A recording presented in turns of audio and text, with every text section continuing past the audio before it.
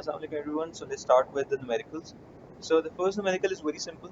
You have to convert the following whole circle bearings to quadrantal bearings. And like we discussed that the whole circle bearings are clockwise bearings starting from 0 to 360 degrees.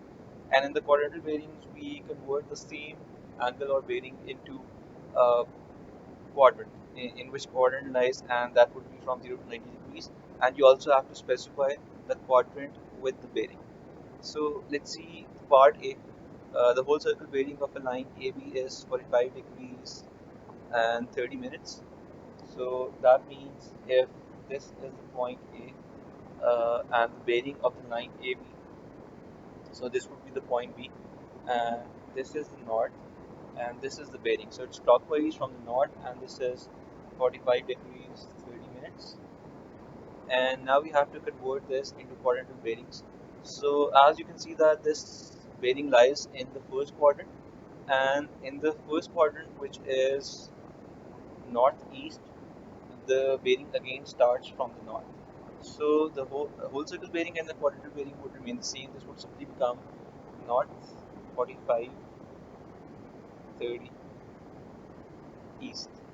So you have to specify the quadrants with the bearing.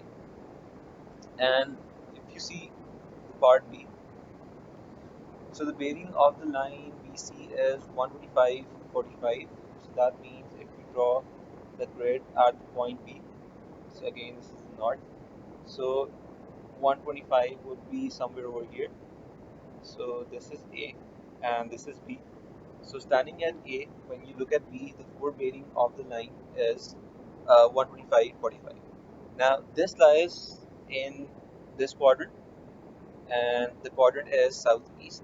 And like we discussed that in quadrantal bearing, the bearings either start from the north or they start from the south. So since it is in the south quadrant, so the bearing would start from the south, and this would be the bearing. And in order to calculate this, you see that this hole is 180 degrees, and from 180 degrees, if we subtract this bearing which is given, we will get the quadrantal bearing. So if you subtract from 180 the bearing given, which is 125 45, so whatever the answer that you get, that would become south, and you have to specify the coordinates southeast, and that would be the bearing. So in this way, you can solve by C and D. They are really simple. And let us check what we have to do in the numerical number 2. So in second question, it's the opposite. You have to convert the quadrantal bearings to the whole circle bearings. So let's see one part and see how it's done, and then you can do the rest of them. So let's do the part D. In the part D, the quadrantal bearing of the line DE is north 40 degrees 15 minutes west. So if we draw the quadrants, it would be D over here, and it is in northwest, so it would be somewhere over here. And the bearing is 40 degrees 15 minutes. So starting from the north, since it's quadrantal, it can be either clockwise or anti-clockwise depending on what quadrant it is.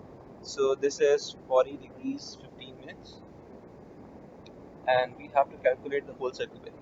And the whole circle bearing is clockwise, always starting from the north. So starting from the north, bearing for this line is this one.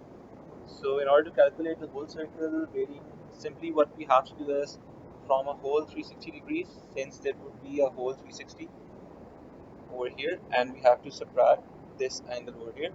So 360 minus 40 degrees 15 minutes, and the answer would be your whole circle bearing for the line D. And similarly, you can find out the whole circle bearing for other lines. It's very simple.